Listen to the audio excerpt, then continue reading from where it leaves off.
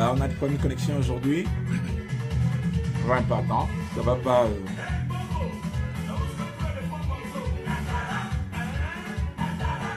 Oui, je crois qu'il y aura un souci peut-être ce soir. C'est fort probable.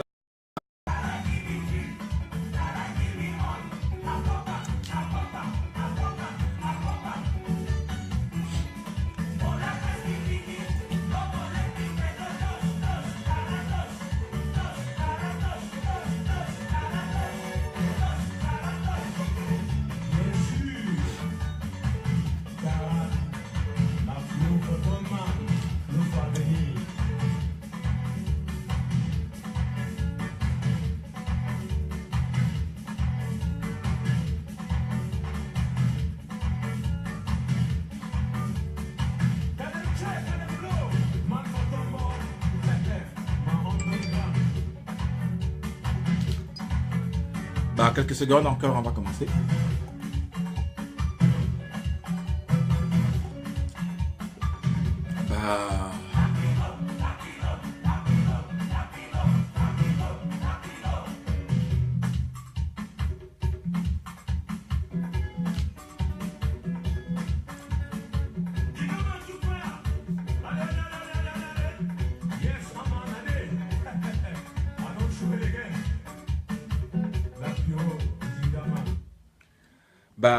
Bonjour chers amis, bonjour chers camarades. Ce soir, nous allons parler de deux choses. D'abord, la situation des enseignants et en plus, en devoir de mémoire, les émeutes de 2008, notamment du 27, 28 et 29 février 2008, où de nombreux compatriotes ont perdu la vie. Vous vous souvenez très bien, c'était dans un contexte de modification constitutionnelle à l'époque et dans un contexte de crise sociale et économique, des dizaines de millions de Camerounais s'étaient levés pour non seulement crier leur ras-le-bol par rapport au contexte social et économique qui prévalait au pays, mais également par rapport au processus politique qui était en cours de modification constitutionnelle. Donc c'est la conjonction de ces deux éléments justement qui avait amené les Camerounais à entrer dans les rues. S'il vous plaît, vous allez intervenir peut-être dans les 30 prochaines minutes. Il ne faut pas être pressé. Et donc, M. Biya, à l'époque, avait décidé de mettre l'armée dehors qui a tiré sur les jeunes. Et selon l'Observatoire national des droits de l'homme, à cette époque, il y a eu 135 morts. Tout peuple ne peut pas se construire sans la mémoire. La mémoire est le socle qui permet de bâtir un futur. La mémoire est ce qui nous permet d'exister et ce qui peut nous permettre d'entrevoir un avenir. Et nous avons, nous qui sommes encore vivants, le devoir de respecter et de garder la mémoire de ses compatriotes. Ces compatriotes déjà qui avaient tenu à manifester leur ras-le-bol par rapport à la situation qui prévalait au Cameroun à l'époque, une situation qui n'a pas beaucoup changé. Et ces compatriotes décédés doivent être considérés comme ceux qui, en vérité, étaient à l'avant-garde des luttes politiques dans ce pays. Donc, février 2008, en fait, doivent être considérés comme ce qu'étaient les émeutes de Soweto en 1976. Vous vous souvenez très bien, ce sont des émeutes, en fait, qui ont non seulement constitué un tournant dans la lutte contre l'apartheid en Afrique du Sud, mais justement qui ont auguré les luttes finales qui ont abouti à la fin de l'apartheid 14 ans plus tard.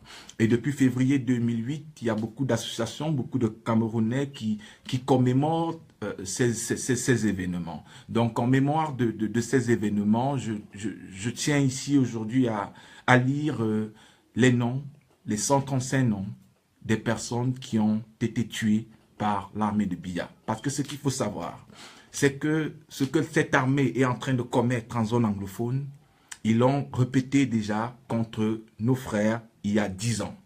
Et il faudrait que ce soit connu, il faudrait que ce soit su. Parce que ces gens qui ont été tués il y a 10 ans avaient déjà vu tout le drame vers lequel M. Biya nous conduisait.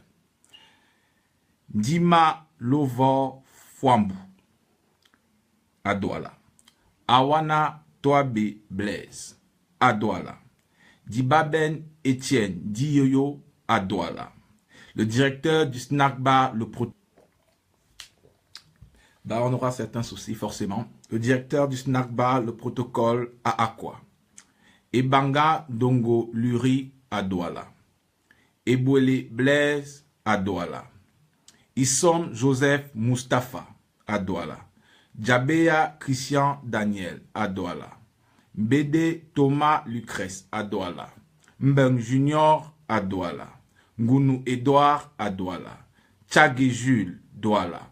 Kameni Oriol Bafan. Kamga Romain Douala. Owuboki Paul Akumba. Tanto Emmanuel Bafoussam. Teko Roland Kumba. Bébé Epé Thomas Douala. Bonan Oman Jean-Pierre Apendia. Chez Emmanuel Akumba. Corps non identifié à Loum. Etion Rémi à Douala. Insia à Douala. Kamdem Kemenieu Jean Douala. Kameni Patrick Lionel à Loum. Malek Tchakdeus Kumba. Minkante Makante Jonas Douala. Minkulu Douala. Nana Kameni alias Nono Douala. Gantou Njengteng Timothée Douala. Nitedem Aurélien Douala. Nobe Banga. Nso So Douala. Nyamsi Jeve Douala. Ona Patrick Joseph. Oyema Paul. Steven Abia Joseph. Tabungong Emmanuel. Turbo Sobriquet Douala. Walter Stéphane Douala. Anyang Eyon Elvis Kumba. Awa Debene Bamenda. Chez Emmanuel Tanifor Bamenda. Eton Taili André Douala. Fonto Izili Bamenda. Ndongma Wamba Jules Douala. Nchaba Michel Douala. Sayem Jean de Dieu Douala. Tchabda Eric Martial Douala. Tiwa Jacques Emmanuel. Anthony Fomen Bamenda. Blaise Ebouele. Predencia Bi, un mototaximan.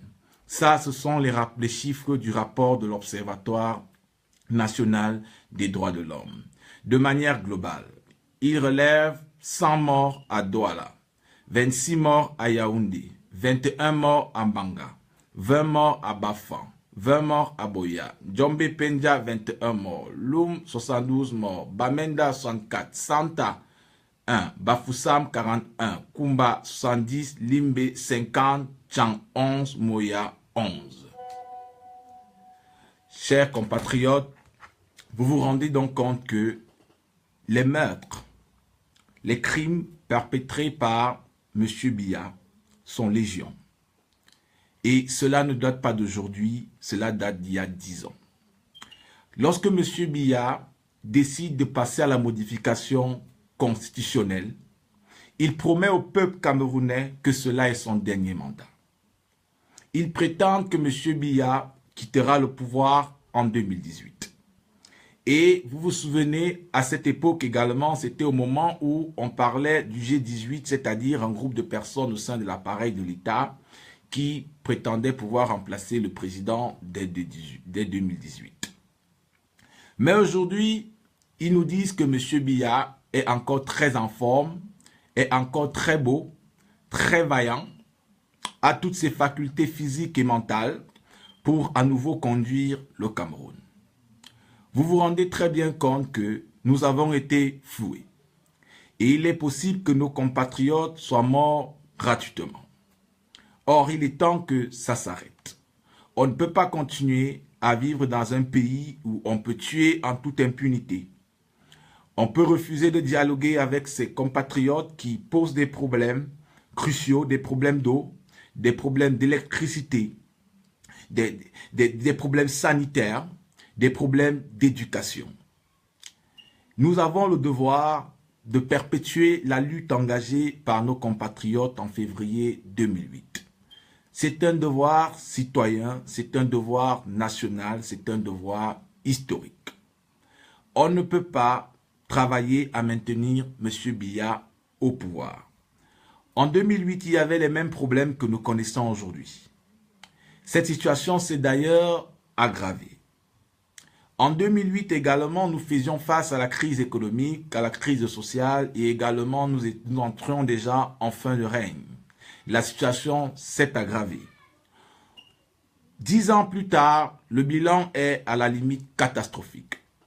Non seulement nous sommes en train de mener le front de la guerre à l'extrême nord, parce que le problème c'est que beaucoup de Camerounais ont tendance à penser que le fondamentalisme islamique est quelque chose qui ne s'appuie pas sur des bases rationnelles, un discours rationnel, ce qui n'est pas tout à fait vrai.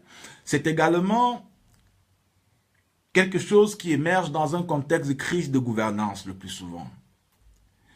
Et donc, M. Biya nous a conduits dans la guerre contre Boko Haram. Une guerre que nous n'avons pas souhaitée, mais que nous avons soutenue. Soutenue au nom de nos compatriotes qui se faisaient enlever, qui se faisaient égorger par des barbares, par des voyous, par des criminels. M. Biya, pendant la guerre contre Boko Haram, a sorti des milliards de francs CFA. Des milliards, des dizaines de milliards pour négocier la libération des otages. M. Biya a promis de nombreux investissements dans la région de l'extrême nord. Parce que justement, tous les spécialistes du terrorisme vont vous dire qu'il n'y a pas de solution militaire essentiellement à la question de l'extrémisme islamique, qu'il y a principalement des solutions également sociales et économiques. Mais toutes les promesses d'écoles, les promesses d'hôpitaux formulées par le régime de Biya, M. Biya, pour atténuer justement l'engagement des jeunes dans des groupes ou activités criminelles n'ont pas été respectées. Et la guerre se poursuit jusqu'à aujourd'hui. Il y a eu un investissement sous-régional important qui a permis de réduire le taux de criminalité lié au phénomène Boko Haram dans la région. Mais il reste que nous soyons en guerre, d'autant plus que les troupes restent stationnées dans l'extrême nord et les mouvements des populations restent régulés. Quelques années plus tard, 2 ans plus tard, nous sommes entrés dans la guerre contre nos frères anglophones. Une guerre conduite par M. Biya, qui a refusé de dialoguer avec les anglophones, qui a refusé de s'asseoir et regarder ce que nos compatriotes de cette région, qui représentent près de 20%, voire 22% de la population nationale et près de 40% de l'économie globale, posaient comme problème. Aujourd'hui, l'armée a investi les régions du nord-ouest et du sud-ouest. Nous sommes pratiquement en état d'urgence, pour ne pas dire en situation de guerre. C'est ce qu'on appelle un conflit de basse intensité, mais qui à tout moment peut passer en conflit de haute intensité en fonction en fait des dynamiques à la fois régionales, internationales et nationales qui pourraient se produire dans cette région. Les morts de la zone anglophone doivent être comprises comme les morts de M. Biya. Parce qu'aucun gouvernement sérieux, aucun gouvernement responsable ne peut accepter de négocier avec les terroristes et refuser de s'asseoir à table avec des gens qui posent des problèmes républicains. Je dis bien, il n'est pas possible que des dirigeants responsables refusent de discuter des problèmes d'éducation, des problèmes de santé, des problèmes d'électricité et des problèmes de route. Envoyer l'armée, mater, arrêter, tuer, enlever, brûler des villages constitue un crime. Il faudrait que cela soit compris. Et notre silence est un silence complice. Les bons ne peuvent pas toujours se taire face à l'injustice perpétrée par les méchants. Sinon, les bons seront également accusés d'avoir encouragé les méchants. Pendant le génocide rwandais, au moment où l'Akazu se mettait en place pour perpétrer son génocide, beaucoup de Hutus n'étaient pas favorables à la logique armée, à la répression, à la brutalité contre les Hutus. Mais ces Hutus-là également payent aujourd'hui le prix de leur silence. Parce qu'au moment où il fallait intervenir, ils ne sont pas intervenus pour protéger leurs compatriotes. Le régime en place, c'est un régime corrompu, un régime prébandier, un régime qui surfe uniquement sur la prédation. C'est un régime qui ne vit que de la jouissance. La jouissance au sens le plus complexe du terme et le plus global. La jouissance sexuelle, la jouissance financière, la boulimie, le grotesque. Monsieur Biya n'a plus la capacité de nous conduire vers de nouvelles destinées. Il ne peut plus nous faire rêver. Il faut que ce soit su, il faut que ce soit clair. Il est donc important que nous prenions nos responsabilités. Que ceux qui meurent depuis 10 ans, que ceux qui sont emprisonnés injustement dans les geôles de la République ne pensent pas qu'ils ont été abandonnés. Ne pensent pas qu'ils n'ont pas leurs frères qui peuvent se battre. Toute lutte a un prix. Ceux qui sont morts en 2008, c'est parce qu'ils luttaient pour nous. C'est parce qu'ils voulaient le changement. C'est parce qu'ils pensaient qu'en s'investissant dans cette lutte, ils pouvaient créer un lendemain meilleur pour leurs parents, pour leurs enfants, pour leurs cousins, pour leurs tantes, pour leur famille. Donc la question de la lutte, c'est une question qui est également individuelle, mais elle s'inscrit dans un cadre national et global. C'est quelque chose qu'il faudrait intégrer. C'est un engagement que nous devons avoir. Un engagement républicain. Un engagement pour la nation. Un engagement pour l'avenir du pays. Ceux qui meurent dans la zone anglophone aujourd'hui sont ceux qui se battaient dès le départ pour nous faire comprendre que la situation est critique et qu'ils n'acceptent plus vivre dans le mépris et l'absence de reconnaissance. La question de la reconnaissance est une question fondamentale parce qu'elle est en fait au cœur de l'émancipation. Elle est en fait au cœur des luttes politiques engagées par de nombreux groupes à travers la planète. Il faudrait le savoir. Et les anglophones ont simplement posé depuis octobre 2016 les problèmes que l'Est aurait pu poser, que le Sud peut poser, que l'extrême Nord peut poser, ou encore le Centre peut poser. Ça veut dire que le problème du Cameroun n'est pas un problème régional, n'est pas un problème départemental, c'est un problème national. Ce qui veut dire, par extension, que le problème anglophone est un problème national. Problème national, ça veut dire c'est celui de la gouvernance politique. Des gens vont vous dire que des militaires sont tués. Des gens vont vous dire que des écoles sont brûlées. Des gens vont vous dire que les fonctionnaires sont enlevés. Mais en réalité, en fait, tous ces actes perpétrés par l'aile extrémiste des revendications anglophones doivent être analysés en fait comme la conséquence du refus de notre gouvernement de dialoguer. Nous ne pouvons pas faire de la conséquence d'un événement le départ d'une crise. Parce qu'une crise en fait a toujours des métastases lorsqu'elle est mal gérée au début.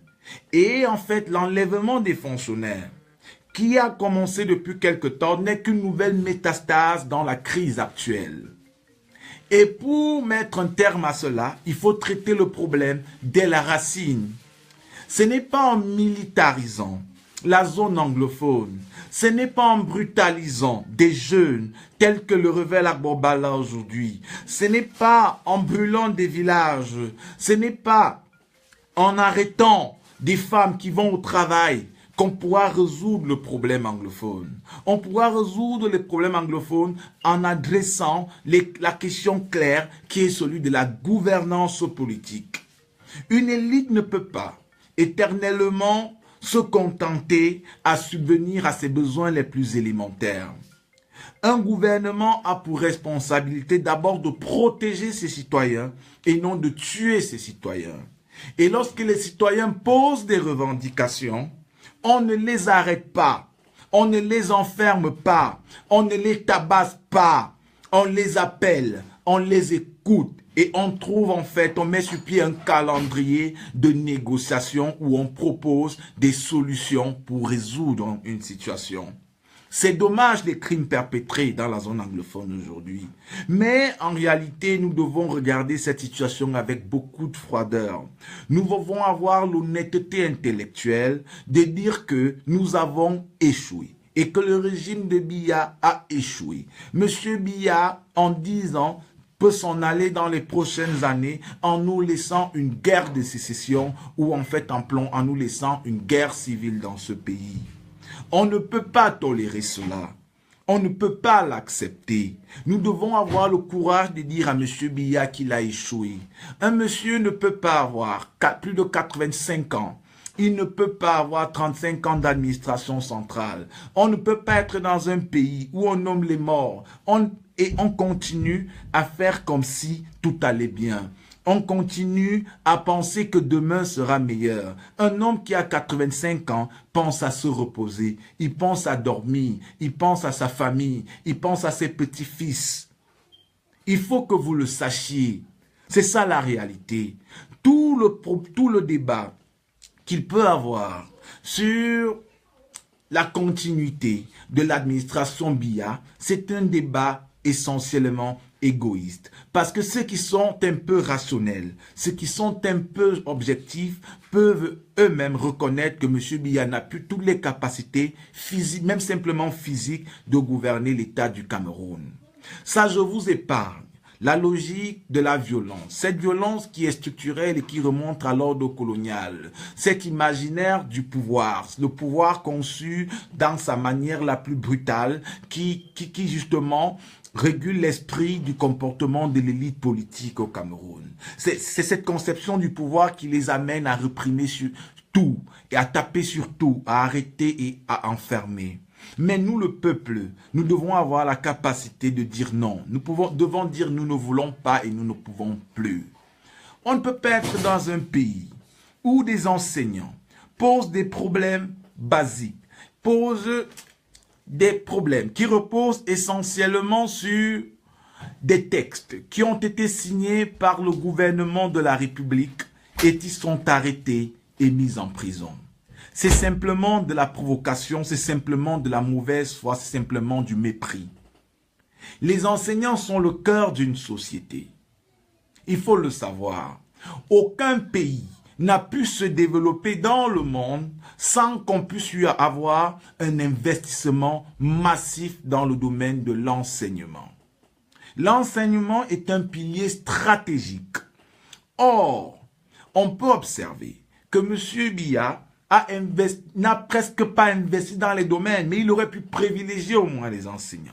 Mais les enseignants sont parmi les catégories les plus clochardisées, autant pour moi, de cette République. Aucun pays au monde n'a pu se développer sans l'enseignement. Regardez les Chinois. Ils vous parlent du modèle chinois tous les jours. D'ailleurs, Pham Ngongo allait porter ces bêtises qu'il appelle l'ordinateur en Chine. Mais les Chinois ont beaucoup investi dans l'enseignement. Aujourd'hui, beaucoup d'Africains vont étudier en Chine. Les Chinois sont dans presque toutes les grandes universités du monde. Vous les retrouvez en France, en Grande-Bretagne, en Allemagne, aux États-Unis, dans les pays baltes. Ils sont partout.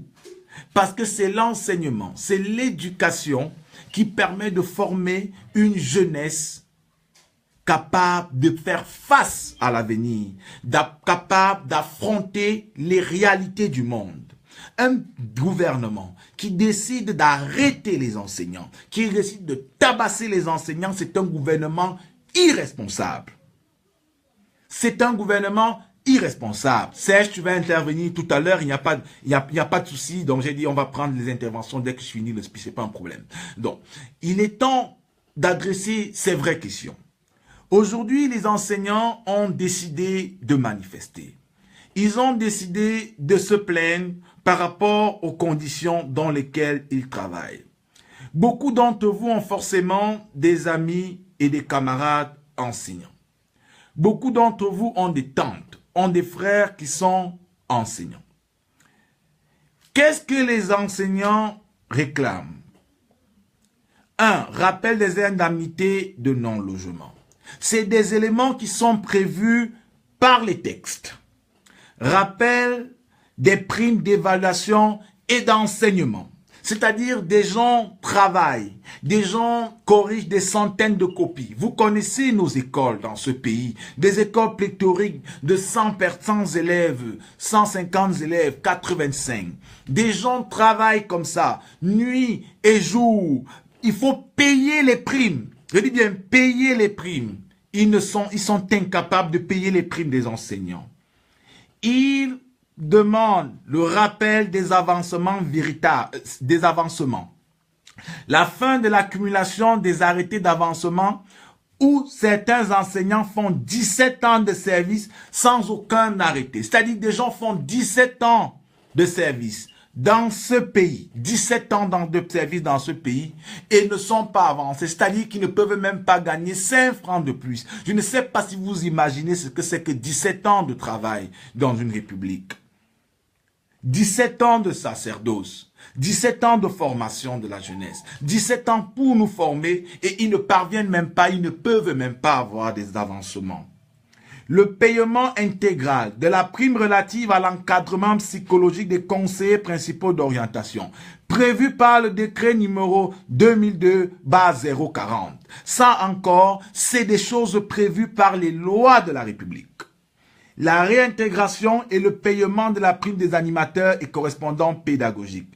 L'autonomisation des primes de suggestion, des frais de carburant des responsables nommés par le MINISEC. Vous savez très bien que dans ce pays, il y a des écoles qui se retrouvent à la frontière parfois, où il n'y a pas de route. Et des gens y vont, ils n'ont même pas de carburant.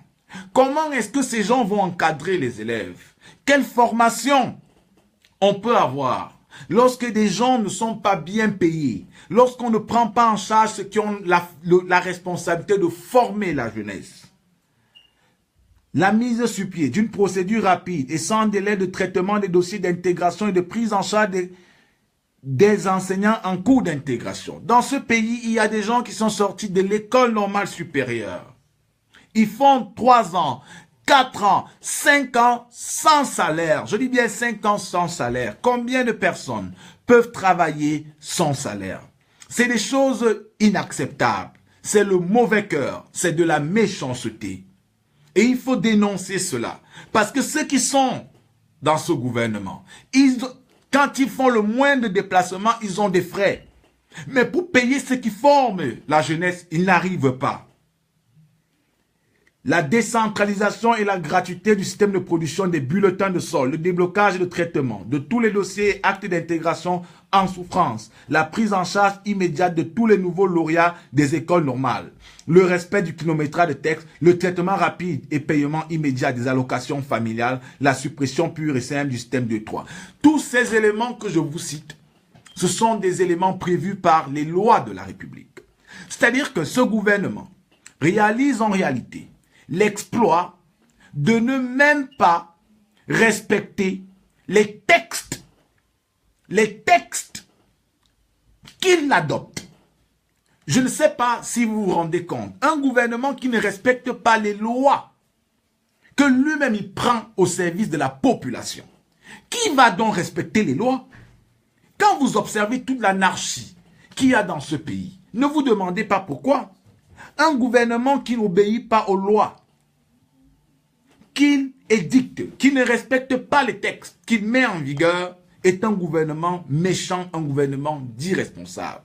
Ces enseignants se lèvent aujourd'hui, décident de revendiquer pacifiquement ce qui leur revient de droit.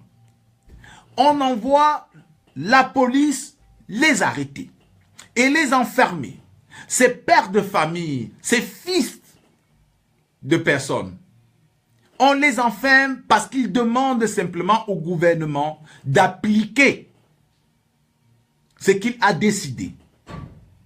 Combien de gens, combien de personnes, combien de Camerounais peuvent travailler 5 ans sans salaire? Combien de Camerounais peuvent travailler 17 ans sans avancement ou 10 ans sans avancement? Combien de Camerounais peuvent accepter vivre sans des allocations familiales? Voilà les vrais problèmes auxquels nous sommes confrontés. L'enseignement est le cœur de toute société. L'éducation est au centre de toute politique de progrès, toute stratégie de développement. Monsieur Biya vous parle d'émergence. Mais quelle émergence si en fait ceux qui sont à la base de la formation de la jeunesse sont marginalisés, sont méprisés, sont torturés, sont arrêtés, sont enfermés? Il est impossible qu'il y ait d'émergence dans ce contexte. Ce n'est qu'un mensonge de plus qu'il vous offre. Mais ce qui est dramatique dans la situation actuelle, c'est que lorsque les enseignants anglophones se sont levés pour poser ces problèmes, pour dire que le système éducatif n'était pas bon, qu'il fallait le changer, qu'il fallait le revoir, beaucoup d'entre nous les avons insultés. On dit souvent, il y a un proverbe qui dit chez nous, au Cameroun, que la maladie qui attaque le café pourrait également attaquer le cacao. C'est ce qui se passe aujourd'hui. Je vais vous dire quelque chose, je connais des enseignants qui m'insultent chaque jour lorsque je critique ce gouvernement, mais qui sont obligés de m'écrire pour me dire, gars, aide-nous, il faut en parler, il faut qu'on nous soutienne. Est-ce que vous vous rendez compte de cette culture de la duplicité, de cette hypocrisie, de cette incapacité des gens à s'assumer, à prendre leur destin en main? Les anglophones ont été avant-gardistes de cette lutte. À l'époque, ils avaient dénoncé ce système. Ils avaient dénoncé cette injustice. Et M. Famé, qui conduisait les délégations, a demandé à ceux qui étaient dans les négociations et renseignez-vous, vous allez faire quoi? Est-ce que vous avez les armes? Voilà la réponse que le gouvernement a apportée aux revendications des syndicats anglophones. Ça, c'est des réalités qui doivent être dites et qui seront sues, ne vous inquiétez pas. Vous ne pouvez pas mettre en prison des gens qui ne demandent qu'à mieux vivre dans un pays. Des gens qui demandent à un gouvernement d'appliquer les lois qu'il a prises ou les textes qu'il a fait voter. C'est de l'irresponsabilité. Ces policiers qui arrêtent sur simple instruction, méprisent, torturent, tabassent. Vous aviez été formés par des enseignants. Il faut que vous le sachiez. Vos enfants seront enseignants. Ne vous inquiétez pas. Ou des membres de vos familles sont des enseignants. Peut-être certains d'entre eux vivent ce que vous vivez. Croyez-moi, ils ne partagent pas votre comportement. Et la police camerounaise, c'est une police excessivement brutale. Mais elle fonctionne comme la police coloniale. Parce que cet État, je le dis depuis, est encore un État colonial. Mais ce qu'ils ne savent pas, c'est que les policiers sont ceux qui payent beaucoup le prix et souvent le plus le prix de tout changement. Le cas le plus récent, c'était au Zimbabwe où l'armée a mis les policiers au sol. Vous ne pouvez pas continuer à torturer les citoyens comme si vous étiez inhumain. Vous souffrez, vous les policiers. Vous êtes obligés de racketter les populations tous les jours pour pouvoir arrondir vos fins de mois. Ce n'est pas nous qui sommes responsables de la misère des policiers. Ce n'est pas nous qui sommes responsables de votre paupérisation. Ne vous en prenez pas à ceux qui n'ont pas d'armes. Quand on veut se battre avec des gens, on se bat à armes égales. On n'attaque pas des citoyens désarmés pour montrer qu'on est très fort. Ces populations que vous bastonnez tous les jours, que vous arrêtez, qui revendiquent simplement leurs droits, ce sont des gens qui également vous montrent ce qu'il faut faire. Au lieu de racketter le peuple, au lieu d'arrêter les citoyens et leur extorquer de l'argent n'importe comment. Parce que c'est ce que vous faites tous les jours. Vous prenez des enseignants qui n'ont commis aucun acte de violence, qui n'ont commis aucun crime. Vous les arrêtez, vous les mettez dans des cellules. Et demain, vous voulez que vos enfants vous ramènent des bonnes notes à la maison. Mais de quelle note vous voulez qu'ils vous ramènent? Quelle note? Ils seront mal formés. Et quand ces enfants seront mal formés, n'auront pas de travail, vous allez dire que le système vous a abandonné parce que vous seriez en retraite, ne vous inquiétez pas. Vous allez commencer à vous plaindre. Vous allez commencer à nous dire, les jeunes, vous avez raison. Vous avez raison de contester le régime. Non, mais vous avez été responsable, vous, mes chers policiers. Vous avez été responsable de cette situation. Parce que vos enfants, quand ils n'auront pas de travail, parce qu'ils seront mal formés, parce qu'à l'époque, vous avez empêché les enseignants de réclamer leurs droits et de pouvoir faire honnêtement leur travail pour mieux former les enfants, vous deviez payer. Vous allez payer le chômage de vos enfants. Et vous n'alliez vous plaindre qu'à vous-même. Parce que personne ne vous sauvera. C'est ça la réalité. C'est un cycle. C'est un cycle en réalité. Ne pensez pas un temps soit peu que lorsque vous torturez ces jeunes enseignants, lorsque vous empêchez à ces enseignants de faire leur devoir, de se battre pour mieux gagner leur vie, afin de procurer une meilleure formation à la jeunesse, vous leur faites du mal. Vous vous trompez.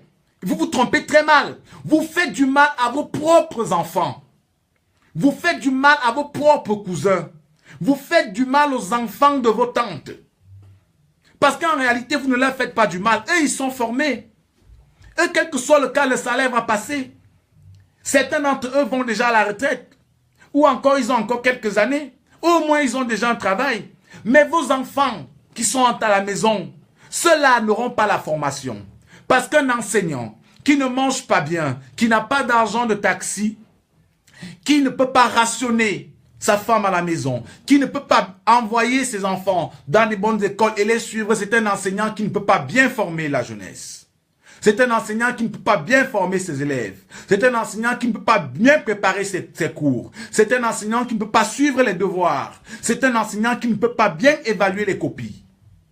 C'est donc un enseignant qui sera mauvais. C'est un enseignant qui ne sera pas rentable. Tous les jours, vous vous plaignez. Vous vous plaignez du niveau des enseignants. Tous les jours, les Camerounais disent les enseignants sont méchants, les enseignants sont mal formés, les enseignants ont fait ceci. Mais voilà les réalités. Les enseignants font mal leur travail également parce que les conditions dans lesquelles ces messieurs évoluent ne sont pas bonnes. Ce sont des conditions de paupérisation. C'est un cycle infernal dans lequel nous nous trouvons en réalité, où personne ne va s'en sortir. Personne ne va s'en sortir simplement parce que lorsque tu attaques une branche ici, elle a des répercussions de l'autre côté. La question des enseignants, c'est une question stratégique. Les anglophones ont dit qu'on ne peut plus, on ne veut pas. Certains parmi vous ont soutenu, il faut les tuer. Il faut arrêter ces ambazoniens. Il faut les taper dessus. Il faut brûler les villages. L'armée commet des crimes de guerre. Vous soutenez. Vous ne pensez même pas qu'il s'agit des pères de famille, qu'il s'agit des grands-pères des gens, qu'il s'agit des oncles, qu'il s'agit des tantes. Vous ne pensez pas à tout ça. Vous vous appuyez sur un gouvernement qui vous opprime. Aujourd'hui, ces enseignants, vous êtes dans la même situation. Aujourd'hui, ces enseignants, c'est ce gouvernement que vous avez soutenu contre les enseignants anglophones. Et je vous le dis parce que l'une des personnes avec qui je cause depuis ce matin, c'est l'une des personnes qui m'insultait lorsque je dénonçais le comportement du gouvernement. Aujourd'hui, ce même gouvernement arrête vos leaders, enferme vos leaders. Et il le fait devant vous. Ils ont retourné les armes contre vous. Et je le dis encore aux Camerounais qui ne comprennent pas ce qui va se passer. Après avoir tué les anglophones, ils vont retourner ces armes contre vous, si vous vous amusez. Ils vont créer la guerre civile. C'est la seule mécanique et c'est la dernière étape en fait de l'anéantissement du Cameroun pour au moins 35 ans. Le seul héritage que M. Biya nous laissera, ce sera cette guerre civile. Et il est prêt à vous laisser cette guerre civile pour la simple et unique raison que M. Biya a toujours envisagé son pouvoir, sa vie a étourdi. Il vit pour le pouvoir et il ne pense qu'au pouvoir. Voilà, monsieur, voilà des gens qui, lorsque vous analysez les problèmes qu'ils posent, si on avait engagé un dialogue avec les enseignants, on aurait maximum dépensé 50 milliards. On dit on dépense 50 milliards sur 2 ans pour résoudre une première cohorte. On met en place des procédures. Mais M. Biya a dépensé 90 milliards depuis 1982 seulement pour dormir à l'hôtel intercontinental de Genève. Je ne sais pas si vous comprenez ce que ça veut dire. Ça veut dire que depuis 1982 que M. Biya est au pouvoir, il a payé la chambre d'hôtel, ça c'est sa suite avec celle de ses femmes, à l'hôtel Continental à hauteur de 90 milliards. Qu'est-ce qu'on pouvait faire dans ce pays avec 90 milliards? On pouvait au moins déjà résoudre le problème des enseignants dans ce pays. C'est des choses qui énervent. C'est des choses qu'on ne peut plus accepter. Qu'on ne peut pas accepter. Et M. Biya est en train de nous dire aujourd'hui que nous lui donnons encore 7 ans pour qu'il utilise 30 milliards pour encore aller dormir à l'hôtel intercontinental. Les 90 milliards, là, ne prennent pas en compte les frais de location d'avion. Et les locations d'avion coûtent très cher. Donc imaginez-vous le nombre de séjours effectués par M. Biya depuis 1982 jusqu'à ce jour. De 2010, d'après un travail que j'ai effectué, jusqu'en 2016, M. Biya avait effectué entre 48 et 50 voyages hors du Cameroun. Et quand ces gens prennent les locations d'avions, ils les prennent le plus souvent sur des longues durées. Ils laissent des avions dans des aéroports. Et lorsqu'un avion stationne dans un aéroport, c'est payant. Ce n'est pas gratuit. Est-ce que vous imaginez le nombre d'argent, l'argent autant pour moi, que M. Biya a simplement dépensé pour ces voyages ou pour ce qu'on appelle en riant aujourd'hui, court séjour privé en Suisse? C'est des sommes faramineuses qui peuvent atteindre 500 milliards de francs CFA. Parce que M. Biya ne voyage jamais seul. Il voyage avec parfois 30 personnes, 40 personnes. Et quand ils arrivent, c'est des frais de mission engagés par l'État du Cameroun. Ce sont des courses dans les magasins sur le budget de l'État du Cameroun.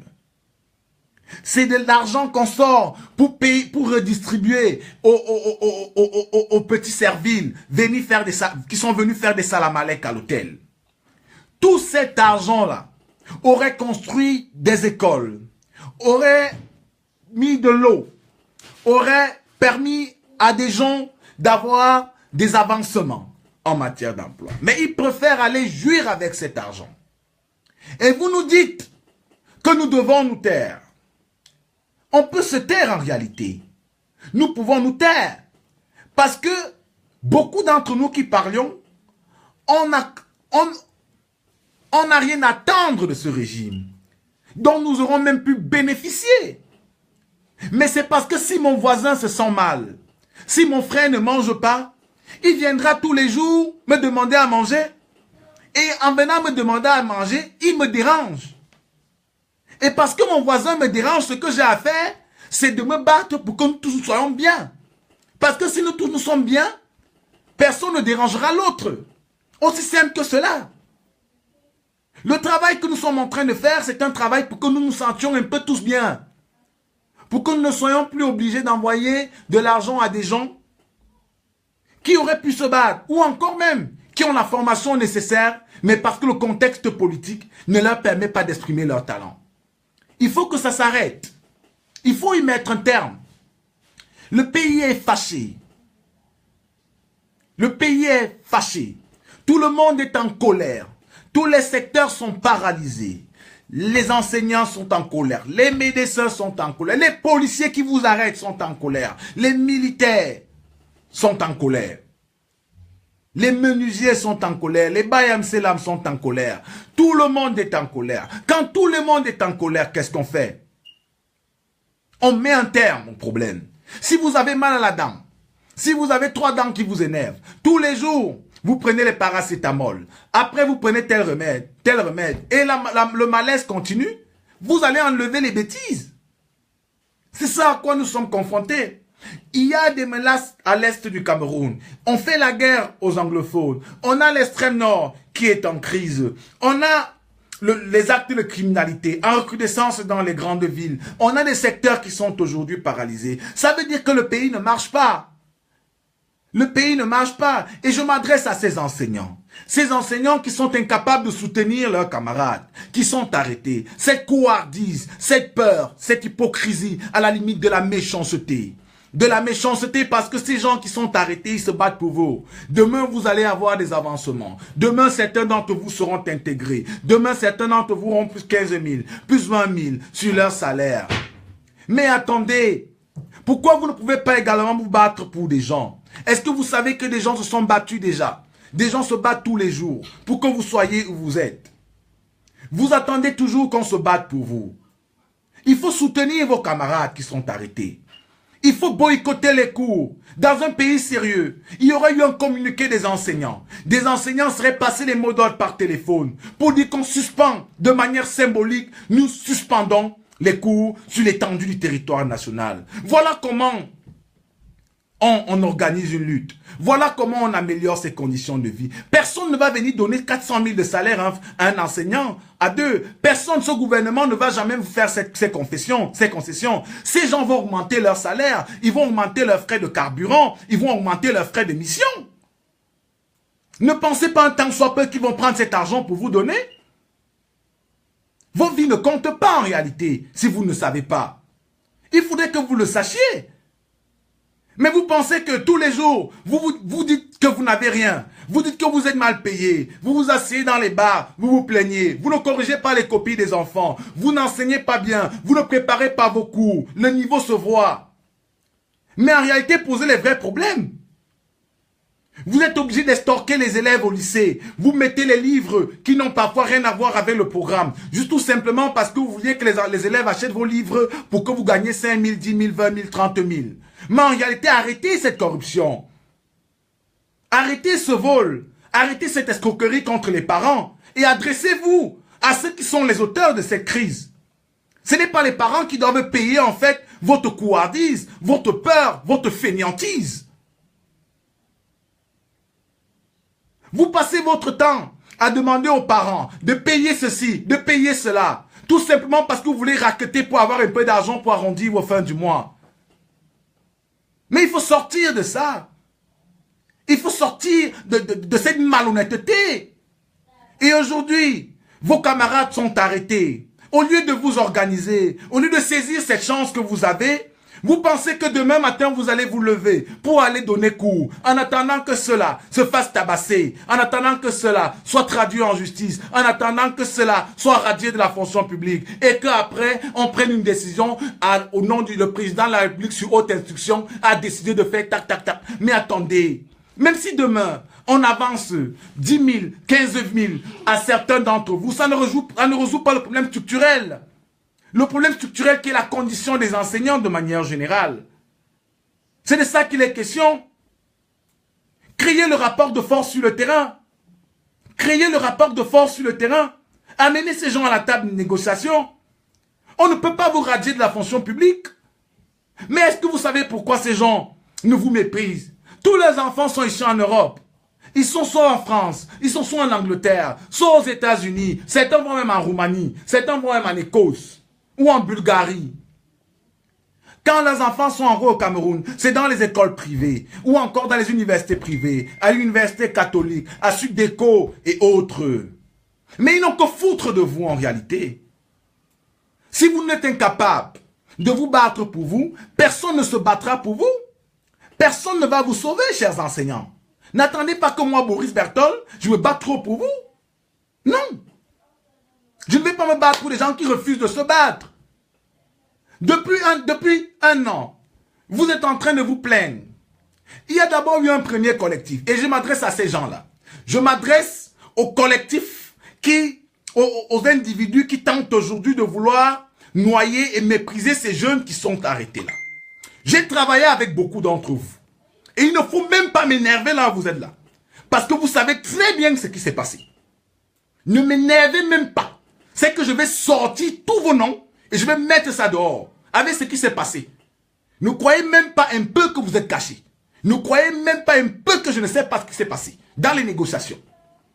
Donc, si vous ne pouvez pas vous joindre à vos camarades, si je lis et j'entends un peu la campagne que je suis en train de voir, que certains organisent là, pour justifier leur fainéantise, pour justifier leur trahison, je vais mettre certains d'entre vous dehors et vous allez vous expliquer. Et croyez-moi, le regard que les gens vont porter sur vous ne sera plus le même. Si vous pensez que vous allez trahir la lutte, une lutte aussi importante, moi mon père il est enseignant, je vous mets d'abord en garde. Donc quand je parle des enseignants, je parle avec l'âme, je parle avec le cœur, parce que je suis fils d'enseignant. Et je connais ce qu'on appelle la souffrance d'un enseignant. Je connais comment mon père se lève à 1 heure, 2 heures pour corriger des copies. Ce n'est pas un jeu. Et ne jouez pas avec la vie des gens. Il faut que vous le sachiez. Parce que dans ce pays, il y a toujours des gens qui sont prêts à torpiller des revendications collectives. Pour 50 000, pour 50 000, pour 100 000.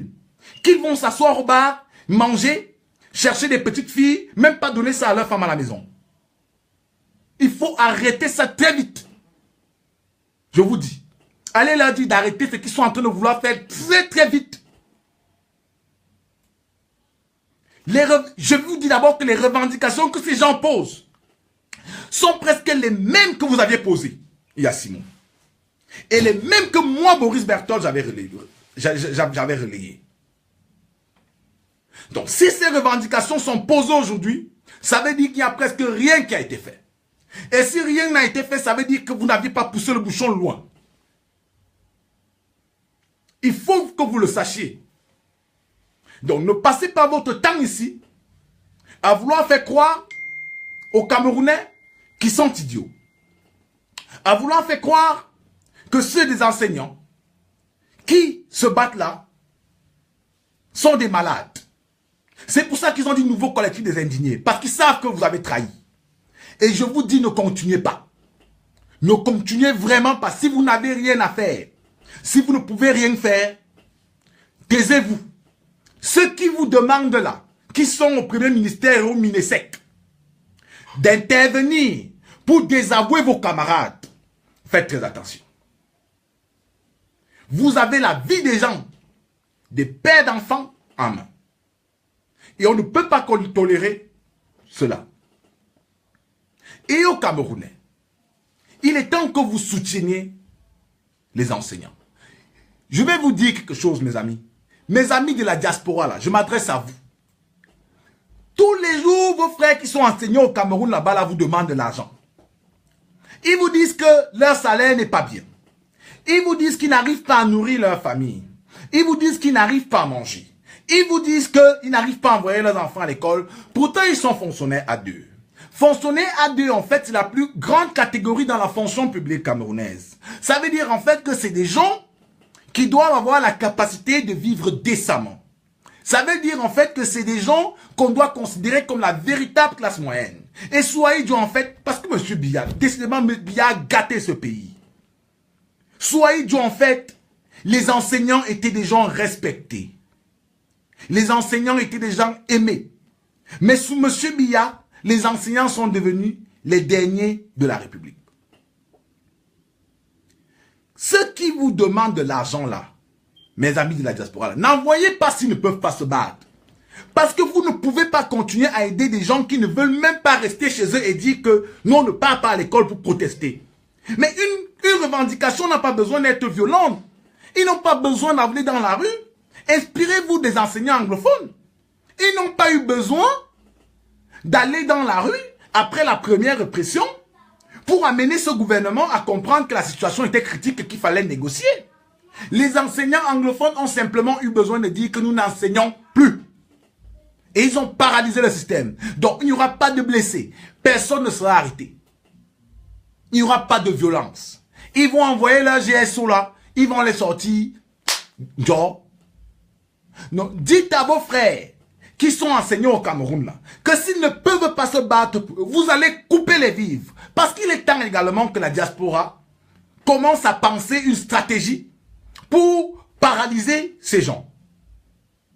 On ne peut pas continuer à supporter des gens qui ne se battent pas.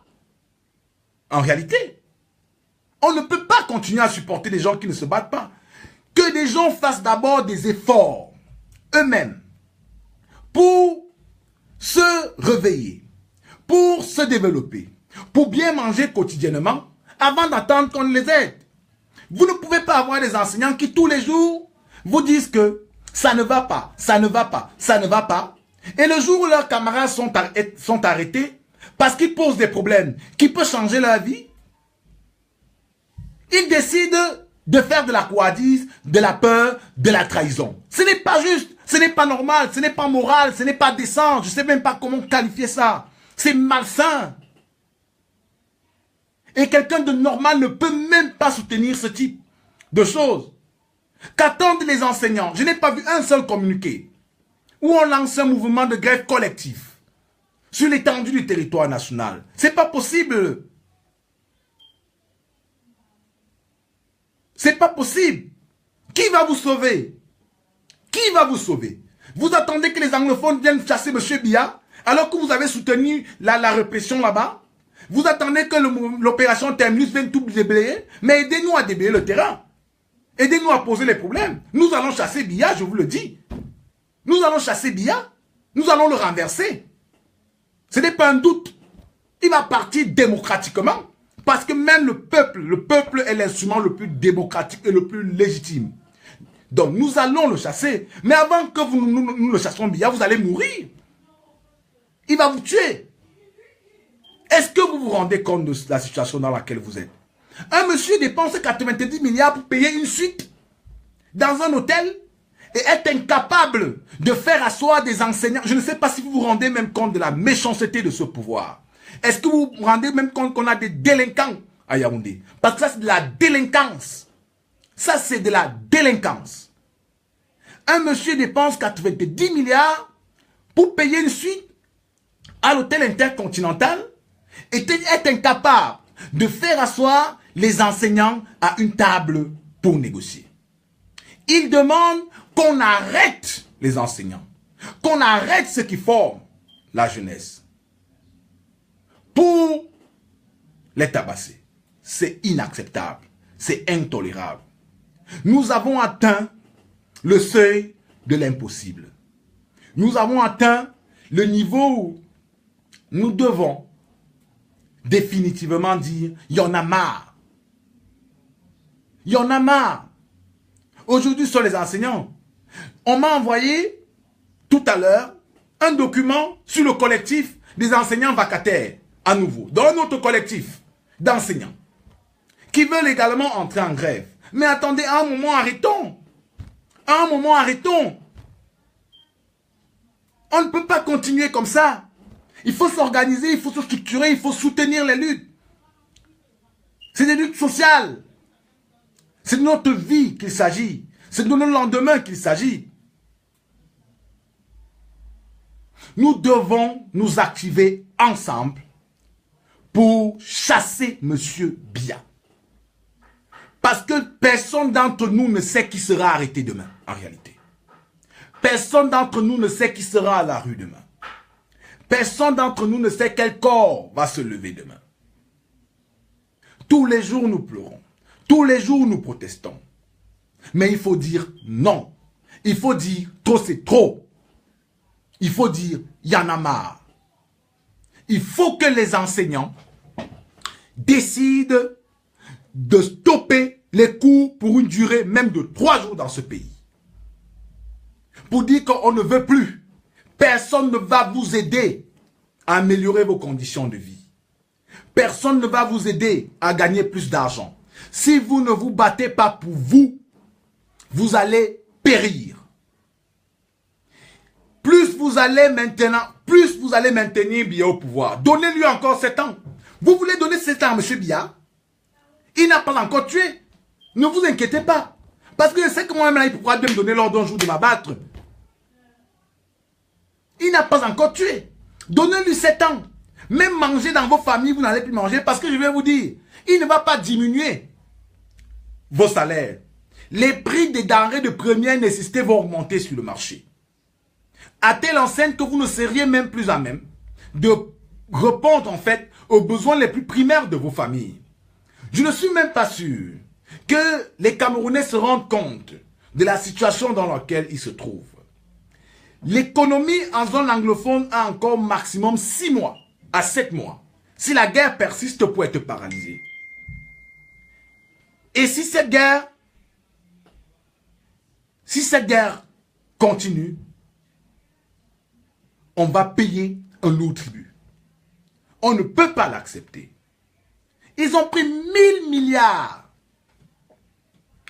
Ils ont pris 1000 milliards pour dépenser sur une canne qui ne nous sert à rien. Alors qu'au même moment, ils sont incapables de répondre aux besoins les plus basiques des enseignants dans un pays. Mais ils prennent 1000 milliards pour investir sur la canne. Voilà les réalités du pays. Voilà les réalités dans un pays où il n'y a pas d'eau. Dans un pays où en pleine avenue Kennedy, il n'y a même pas de passerelle, il n'y a même pas de canaux d'évacuation. On ne peut pas tolérer cela. L'avenue Kennedy était encore inondée. Mais quel pays vous avez? Quel pays nous voulons bâtir? Le pays-là n'appartient pas à M. Biya et ses amis. Qui vous a dit que ça les appartient? Voilà Tiruma Bakari. Tiruma Bakari qui passe tout son temps à dire que le Cameroun se porte bien. Tiruma Bakari qui passe tout son temps à dire que Paul Biya est meilleur président. Que Paul Biya est bon. Mais qui se soigne à Yaoundé?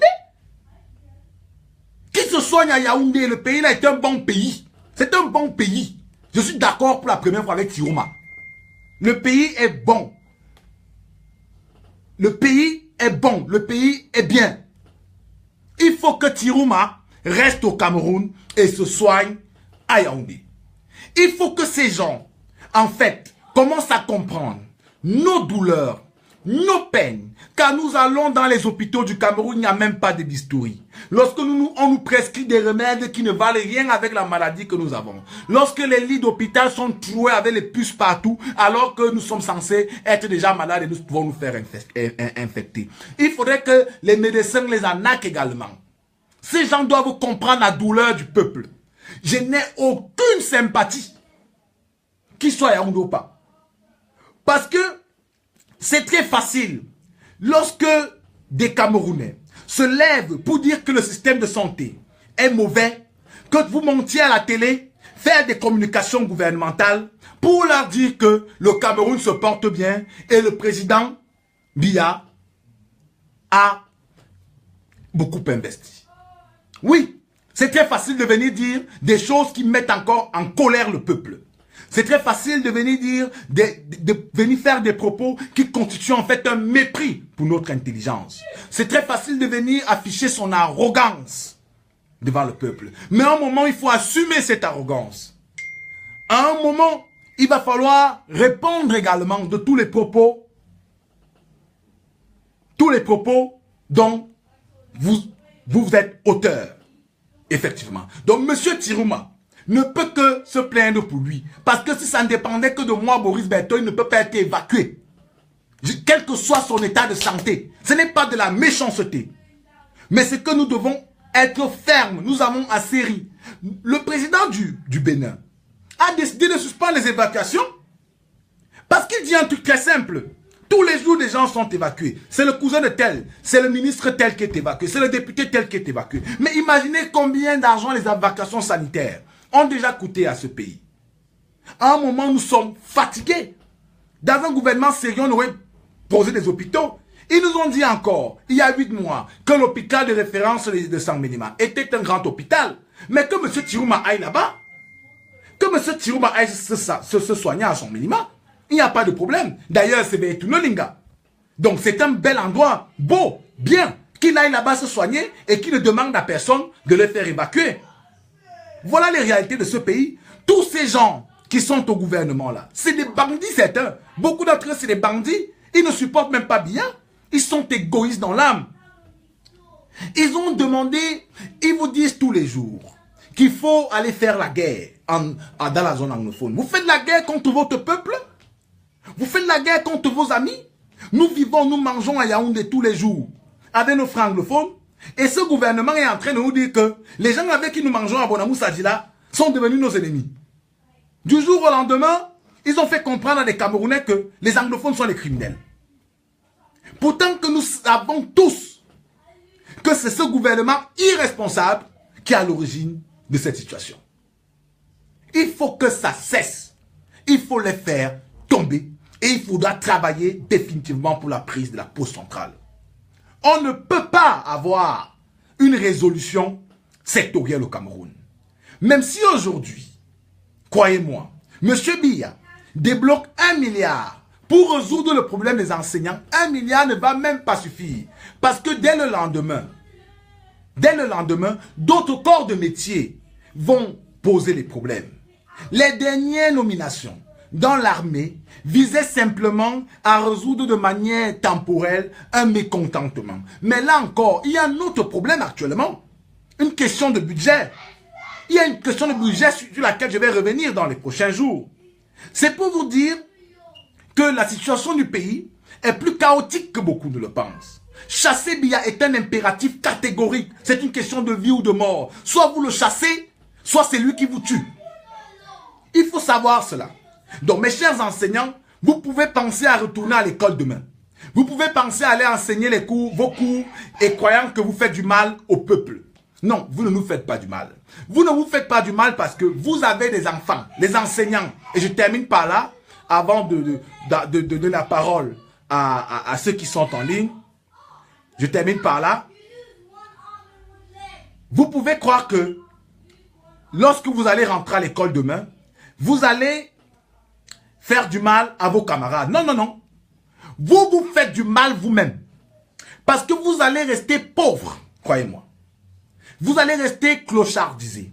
Vous allez rester paupérisé. Vous allez vous asseoir éternellement dans les bars en demandant une bière de 500, une bière de 1000 francs à vos compatriotes.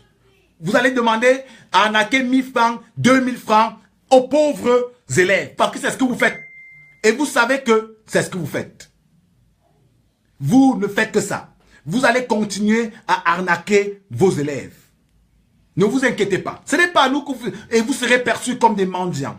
Parce que mes frères enseignants là, qui sont à Yaoundé là, ou qui sont dans les villes là, vous dites que vous n'allez pas soutenir vos camarades qui sont arrêtés là. Croyez-moi, le peuple vous méprise. Nous, on vous méprise, en réalité. Vous croyez que quand vous vous présentez, je suis enseignant, je suis enseignant, je suis enseignant, ça dit encore quoi à qui, en réalité?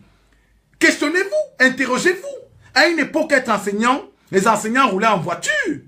Les enseignants arrivaient, soyez tous les enseignants arrivaient dans les établissements en voiture. Aujourd'hui, les enseignants arrivent en moto. En moto. Vous comprenez? Parce qu'on vous considère, on vous a tellement méprisé, clochardisé, insulté, que vous ne valez rien. Non pas seulement aux yeux du gouvernement de M. Biya. Vous ne valez rien également aux yeux de la population, qui vous regarde comme des gens mal formés, des bandits, qui vous méprisent. Ça, il faut que vous le sachiez. La population ne vous porte pas lourdement en estime. Ils estiment que vous n'avez plus de dignité. Il faut seulement lire. Il faut seulement lire les commentaires sur les réseaux sociaux lorsqu'on lance votre mouvement. Qu'est-ce que les Camerounais disent? Allez lire, allez lire. Vous allez commencer à savoir ce qu'on pense de vous. Mais attendez, ils ont raison en réalité. Les gens ont raison de vous mépriser. Parce que si vous-même, vous n'arrivez pas à vous battre pour avoir un niveau de vie décent, pour pouvoir payer vos factures, pour pouvoir rationner chez vous correctement, pour pouvoir vous acheter des bières dans les restaurants, mais attendez, personne ne va vous aider. En réalité, personne ne vous sauvera. Et tout le monde va vous mépriser. Donc, restez là. Vous pensez que en vous taisant, en trahissant la cause, vous allez vous sauver. Non. Et il y a plus grave, c'est que vos enfants seront enseignés demain par des gens que vous aurez formés et que vous aurez mal formés. Et quand vous les aurez mal formés, ils vont venir mal former vos enfants. Et quand vos enfants seront mal formés, ils n'auront plus de travail. Je vous l'ai dit, la question de l'enseignement, c'est une question structurelle. Tout le monde est perdant lorsqu'un pion ne va pas. Eh bien, tout le monde est perdant lorsque un seul pion ne va pas. Donc, si vous pensez que vous faites du mal à ceux qui sont en prison ou ceux qui ont été arrêtés, aujourd'hui, vous faites du mal également à vous-même. Les anglophones, ils n'ont plus ce problème. Les anciens anglophones, ils n'ont plus ce problème. Eux, ils disent que le système va changer. Biya les envoie à l'armée, ils restent chez eux. Certains ont pris la route de l'exil. D'autres sont revenus à Douala ou à Yaoundé. Certains qui enseignent là-bas enseignent dans la peur. Vous comprenez? C'est une question plus complexe qu'un individu. Il va falloir que vous luttiez. Nous, on vous a dit, on a mis en place l'opération Terminus. Nous sommes en train de travailler activement pour le départ de M. Biya. Parce que nous avons conscience que le problème du Cameroun il est structurel et non sectoriel. Nous avons pleinement conscience que le problème des enseignants est un problème national. Le problème des médecins est un problème national. Le problème des anglophones est un problème national. Le problème de l'extrême nord est un problème national. Il n'y a plus de problème sectoriel dans ce pays. Et le point de conjoncture de tous ces problèmes, c'est M. Biya. Et là, nous allons le faire partir. Mais pour que nous fassions partir, M. Biya, chers amis, donnez-nous également la capacité de le faire partir. Parce qu'on ne va pas se battre pour que certains viennent toujours bénéficier des fruits de la lutte des autres. Des gens se sont battus pendant près de 40 ans en Afrique du Sud pour avoir la liberté.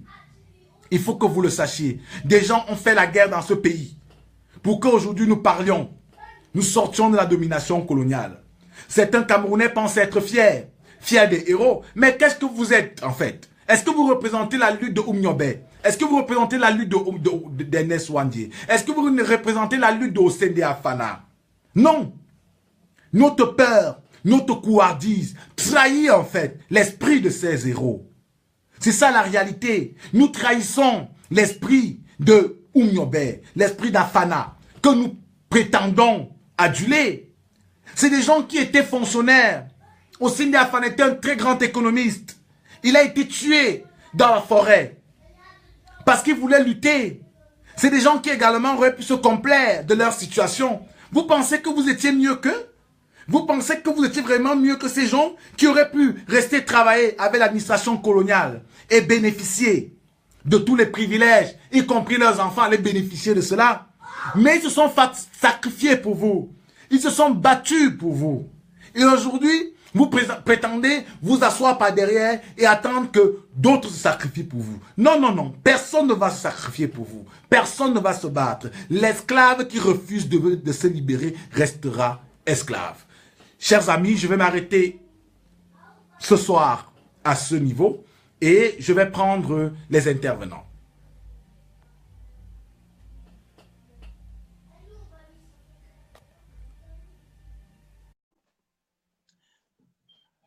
Qui est actuellement en ligne. Espérons qu'il n'est pas parti.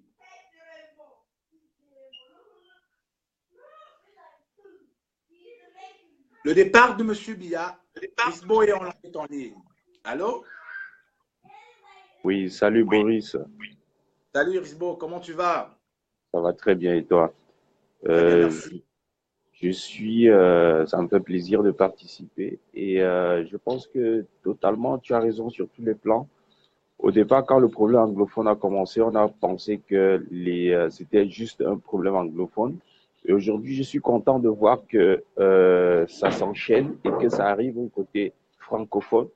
Comme nous, francophones, on n'a jamais compris que c'était un problème camerounais, personne n'a voulu lever le petit doigt pour s'aligner derrière nos frères et soutenir la cause. Parce qu'au fond, moi, je n'ai jamais voulu accepter que c'est un problème de sécession au Cameroun, parce que je sais que cela n'arrivera pas. Et je sais que si ensemble, on s'était levé pour soutenir, n'est-ce pas, cette cause-là, on n'en serait pas là aujourd'hui. Si tout le peuple camerounais avait compris qu'il fallait donner un coup de main, se tenir ensemble pour lutter contre ce problème, ce fléau social que nous vivons depuis des années,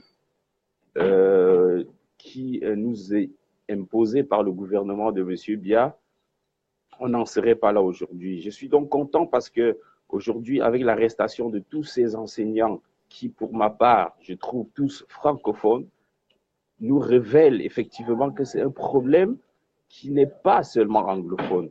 Aujourd'hui, ce que les anglophones réclament, ce n'est même plus la sécession, c'est le départ de Biya du pouvoir au Cameroun. Et ce n'est que ça qui pourra sauver le Cameroun.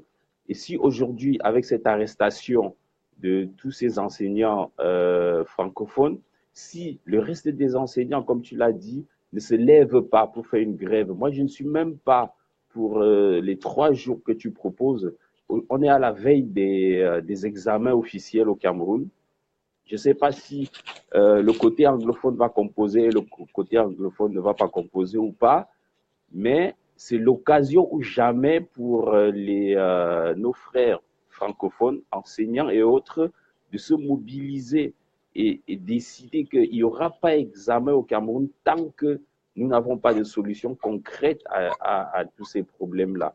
Donc, pour ma part, je pense que le moment est venu, lorsque tout se généralise maintenant avec l'arrestation de tous ces enseignants, pour que ensemble, on puisse dire non à cette dictature que nous vivons depuis 35 ans. Imagine-toi, Boris, je ne sais pas quel âge tu as aujourd'hui, mais on est né sous cette dictature, on a vécu sous cette dictature, on s'est battu sous cette dictature, et aujourd'hui, on n'a plus autre possibilité de s'en sortir si ce gouvernement continue à rester là. Et donc, pour ma part, je pense que les francophones en général, j'ai pas envie, c'est-à-dire parfois ça me fait mal de dire les francophones et machin, si le reste des Camerounais ne se lèvent pas pour soutenir ces mouvements-là avec l'arrestation des enseignants, sincèrement, je me dis finalement que nous n'avons rien dans nos cerveaux et que tout le combat que nous menons ne nous servira vraiment plus à rien si on ne se lève pas pour soutenir ce mouvement-là. Et donc, sur le cas de Chiroma, par exemple, excusez si je suis un peu long, mais je suis obligé de le faire. Sur le cas de Chiroma, sincèrement, moi, ce n'est pas la méchanceté, comme tu l'as dit. Moi, je suis pour qu'il aille se soigner à, je ne sais pas où, au CHU, comme c'est des hôpitaux de référence au Cameroun. Ouais, bien sûr, c'est un mouroir, je te dis, ça fait rire.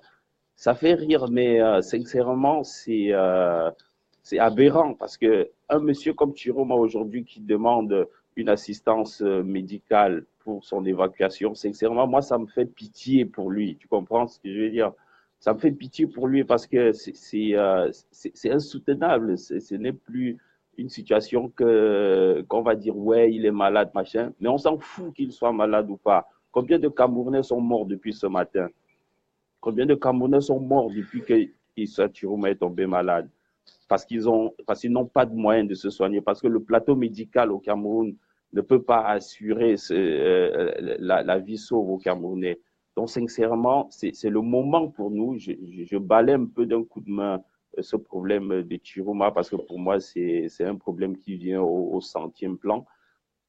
Donc, je reviens sur le problème principal qui est, n'est-ce pas, cette cause-là pour laquelle nous luttons tous et que tout ce qu'on a à faire maintenant, c'est demander à nos frères camerounais de soutenir cette action et que tout le monde, qu'on boycotte, on est à la veille des examens, qui décide qu'il n'y aura pas d'examen, qui décide qu'il n'y aura plus de cours et on verra la suite, quoi. Je pense que bientôt, la pause centrale, sincèrement, le chassement, comme on a l'habitude de le dire, va se faire. Merci Boris de me faire Merci mon frère. Merci. Je peux revenir plus tard. Merci. À bientôt, d'accord. Je suis là. Effectivement, c'est-à-dire, on est dans une situation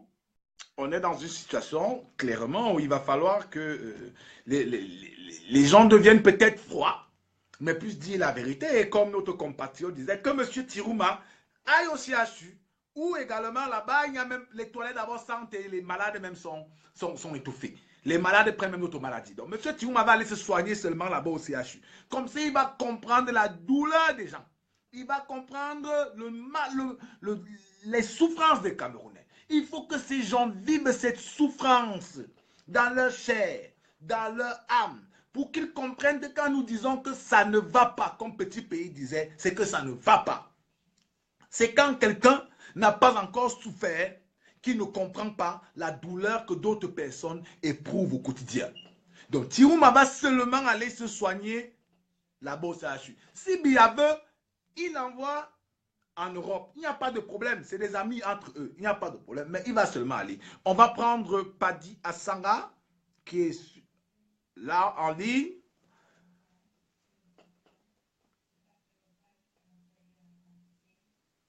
Asanga. Padi Asanga, est-ce que Padi Asanga nous a quittés? Connexion mauvaise avec Padi Asanga. Nous espérons qu'il va, il va nous revenir.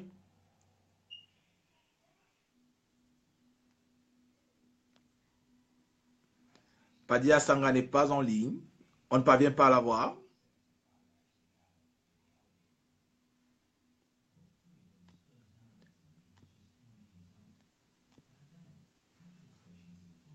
Bah, il n'y a personne qui est en ligne, là, malheureusement.